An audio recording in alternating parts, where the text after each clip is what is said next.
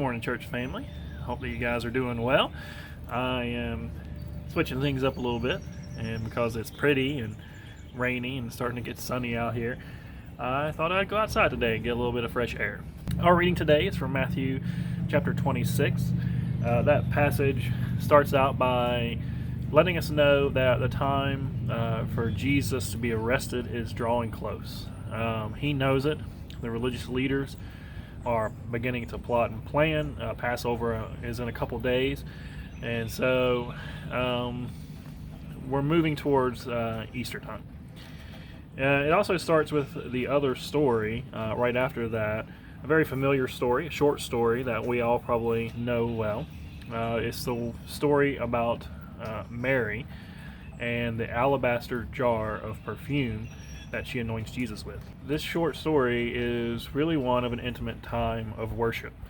I don't know, I keep going back to the things that we've been reading earlier in April, and my mind went back to the worship scene that we talked about in Revelation from heaven, when you saw the people who were falling down before the Lamb and worshiping Him. That's what this reminded me of. And because of just the openness of it and the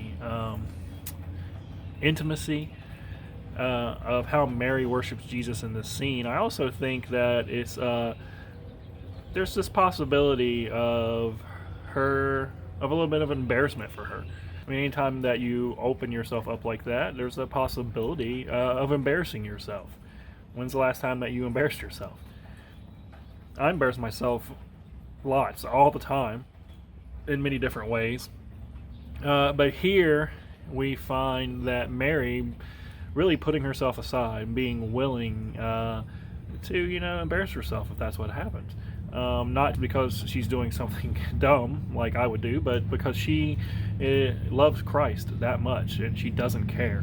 She puts her own pride away. She's willing to humble herself. When I was reading this passage, I couldn't help but think, where's everybody else in this house during this worship scene? And think of all the different people who were there. Think about, even just it says at the beginning that it's at the house of Simon the leper, and we can assume that Jesus has healed this man of leprosy. Where is he at? Why isn't he in this worship scene? What about Lazarus, who Jesus just raised from the dead? What about Martha? Where is she at? What about the disciples? Why aren't they taking place in this? Well, at least with the disciples, we see where they're at. Some of them are just sitting back, a little bit offended, and they are criticizing Mary for her worship in this scene. Here comes a car.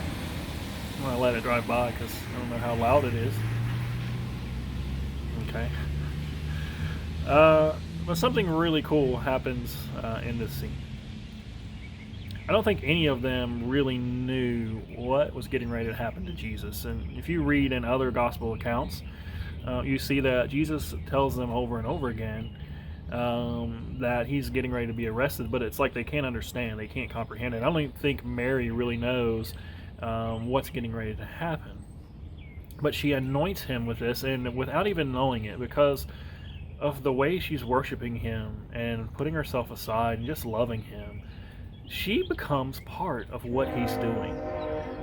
It says that even wherever the gospel is preached, what she has done is going to be talked about, and she becomes part of what's happening because she anoints him for his burial.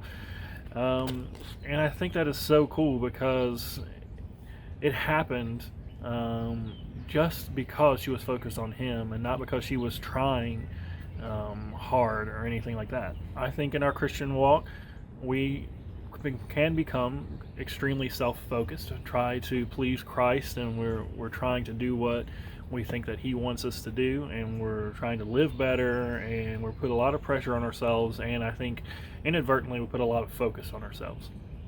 But here we have a woman who entered into what Christ was doing just by worshiping him, just by giving him her heart and loving him. And I think that really speaks to the power of worship and of loving Christ and what that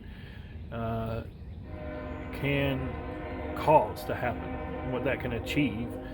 Hopefully something for us to meditate on and think about our worship and putting aside ourselves, um, putting aside what we think we need, being willing to sacrifice like she did, as she was willing to sacrifice that expensive perfume, but not caring what other people think, and just keeping our eyes focused on Him and seeing what happens because of it and what He's going to do. And so I pray for you guys today and for myself that we will just have an intimate time of worshiping the Lord as we move closer to Easter. God bless you guys.